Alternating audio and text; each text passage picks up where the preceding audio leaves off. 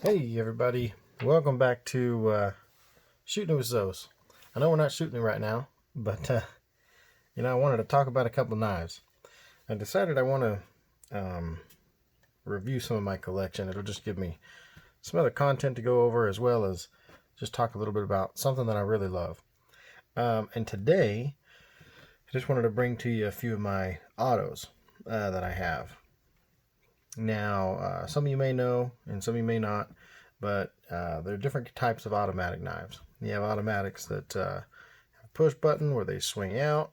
You have the ones that are double action that have a little slide lever, and your blade retracts and shoots out with just the push of a button, and or pulling and pushing a lever. And then there's other types of autos as well, but today I just want to talk about kind of like a switchblade style design, where you have a push button and the blade slides out, swings out, right? Because these pivots have springs in them, which allow, of course, whether to have constant tension on them while they're closed, or when you push this button and release them, they fly open, right? So that's the idea and concept of an automatic. But I just want to talk about a few knives. So first, you can see here, kind of highlighted in the center, is I have my Boker Kalashnikov collection, which right now I just have the 3 of them. Over time I'd kind of like to pick up different colors. These things come in all kinds of colors and all kinds of different blade shapes and designs, so they're really a neat collector's item, and they're not very expensive. These are around 40 bucks, 20, they're anywhere from 28 to $50, depending on which colors and designs you get. But I believe this one was only about $28, and these two were around $39. So they're not very expensive, and it can get you into the automatic world if, of course, that's something you're interested in, and of course if it's legal where you live. But I want to show you these 3. My first one that I ever got, my first automatic knife actually, was this one right here that I ever purchased. I wanted something that wasn't super intimidating, because these knives make a lot of noise when they come swinging out. They, schwack, they make that loud noise, and I wanted something that wasn't very intimidating. As you can tell, that's not super loud. Of course, it's a really short blade, so it's not super intimidating. That's what I was going for, especially to start. A lot of people believe these types of knives are illegal, which is not true. But in some places, they very well may be. You have to check with your state and your cities and see what their rules and laws are. But for most of us, these are not illegal, especially based on the length of the blade. If you have a shorter, I think it's got to be a 2-inch blade. I think California, these are legal in California if you have a, this size blade, which I think is less than 2 inches. Anyways, this was my first automatic knife. And like I said, I wanted something that was small, lightweight, not very scary, and it kind of got me into the world of loving that idea of quick deployment. They're super reliable and fast to deploy your knife when you need it. And of course, it's a great talking piece as people see and hear you open it. It gives you an opportunity to talk about it, which that's part of the fun of being a knife guy, is talking about your knives. So this is the Kershaw Launch 4. I picked this up in Blade HQ, and it does have CPM 154 steel. So I really thought this was a super quality steel, super quality aluminum handle. Of course, made in America. This is one of Kershaw's lines for their American-made knives, and so I was really proud to just carry this knife as a great first auto. And this was my daily driver for a little while, but it holds up really well to, pocket wear. I mean, there's really no wear on it. It looks brand new. And I carried it quite a bit. Used it quite a bit. The blade's got a little wear. You can see a little bit on the blade, but it's not bad. The coating actually held up pretty well, but this was box opener, letter opener, very minor food prep stuff, if I needed to do something small, cutting chicken or something, but just something for lunch. But this has been a great auto, and it kind of got me again, got me to itch, to want more autos and get into autos. And then my second auto I got was this guy here, and I've always been a fan of blue. Blue is a really nice looking color. This is the Tech Newport, and I just kind of wanted a nice color. This one I don't carry as much. I probably only carried it once or twice, but I don't really carry it very much. I should, but I don't, just because I really like it, and it's really, I just really like to look at it and hold it and open it. This was a little bit more expensive, so I don't really put a lot of use on it, even though these are designed to be used. So this could be like a church knife. It's very sleek, slim, nice looking, gentleman type auto. Nice deep pocket carry, so it doesn't scare anybody. But Tech, if you know anything about these guys, all made in the USA. And by the way, this is S35VN still. Just a fantastic quality steel. This is one of the nicer quality steels out there. I don't know if that falls into the premium. It may fall into premium, but it's up there. But one thing about Tech is that they're really known for is this sound. That's just incredibly solid and reliable. Their springs are so smooth, silky smooth, incredibly fast deployment, great sound, and also closing them is just so smooth, so easy. Much lighter springs than on any of these others, but incredibly reliable, super durable design here in this hinge.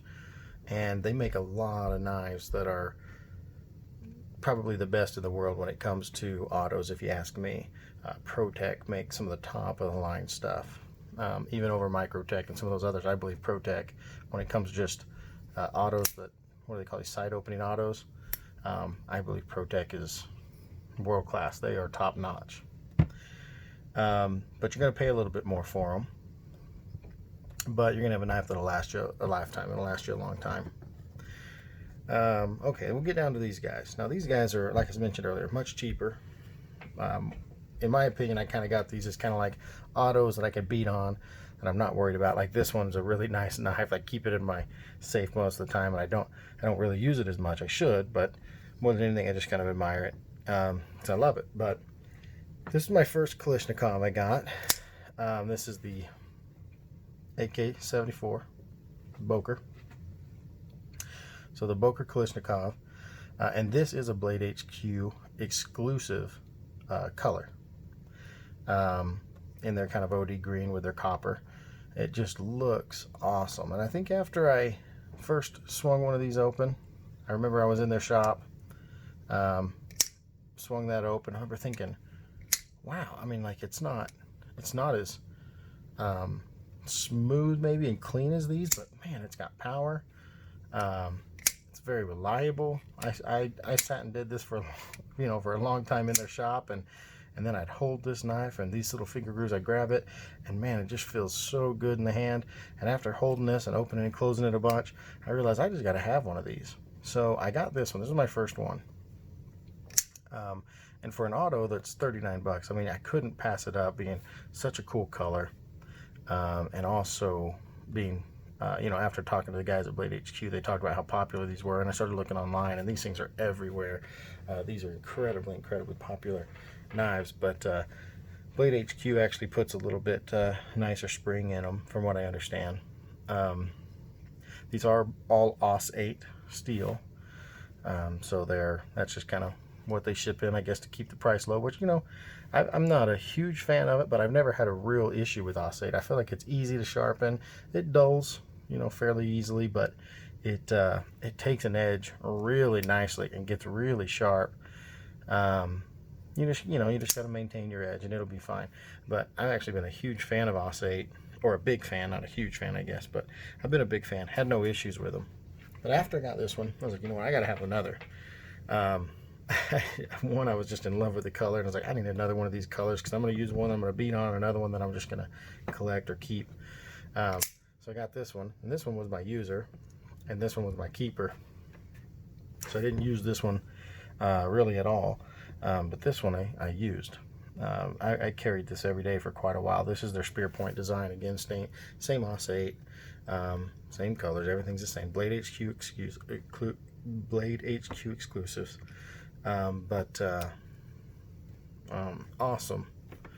Awesome little Boker, and it's funny because the blade weight is a little different than this one, and so it even, you know, whacks a little different. You know, its sound and its look is a little different, but they're so fast deploying. They're super reliable. I watched some videos of guys that have had these. Some of these folks have had these for 10, 12, 13 years and use them hard, and they just seem to last. These springs are durable. They last forever, and you can beat on these and not feel bad.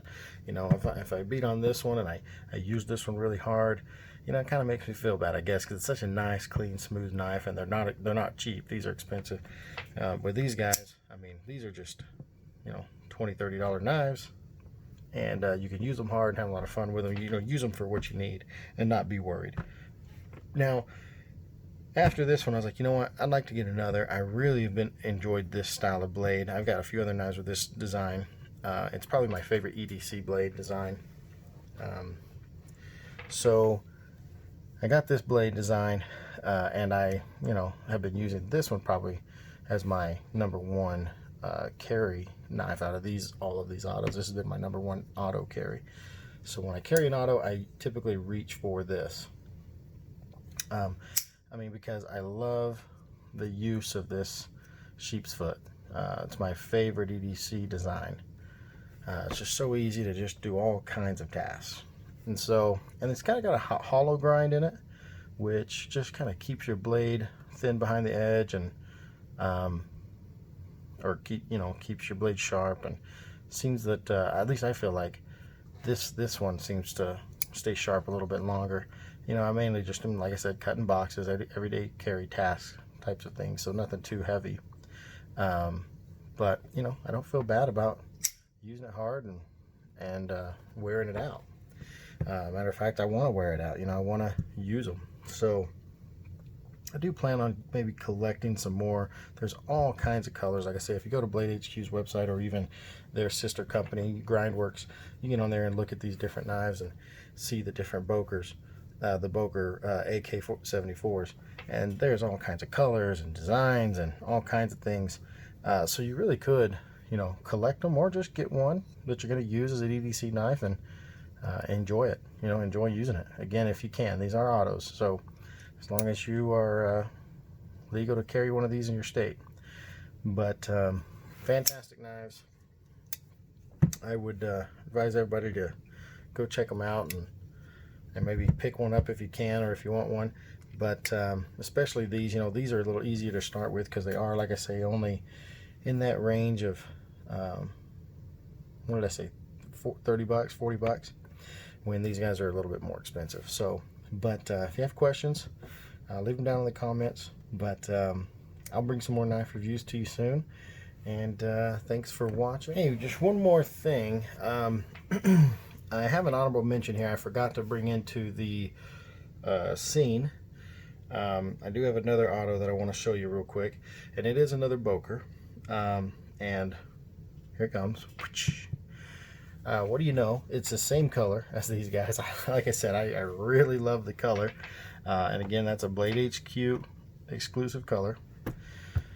But this knife is the Boker Strike Mini. So they have this in a large, which is a pretty substantial, really large knife. But this one has a safety feature because the button here is a little bit, it sticks out a little bit more, versus these are a little bit more recessed. So this one's a little easier to hit. So they do include a safety lock here. So when it's off, you can't push it, and when it's on red, it deploys. So Again, same colors, the copper with the OD green here. This blade is in D2. So this one, I don't know if you can see that or not, but blade's in D2 still. But this particular knife, I really was a fan, because I'm a fan of smaller knives. And this one just had a fantastic feeling handle. It just feels so strong and durable. And the blade thickness is quite a bit thicker than these. This particular design on the strike, and this goes for the large and the mini, but right here at the tip, it is thick all the way to the tip. And I really like that, because I do occasional small pry tasks, very light pry tasks. I mean, you should never really pry with the tip of your knife, but very light pry task I do use a knife for, and I wanted one that had a strong tip. And this is really thick, so I have confidence in that particular tip. But deep carry pocket clip, really great ergos, really nice deep finger choil here to get your hand in there. It just feels great. I have smaller hands, but it just feels really great. If you have larger hands, you may want to get the full size of this knife. But yeah, I wanted to bring this in as an honorable mention, the Boker Strike.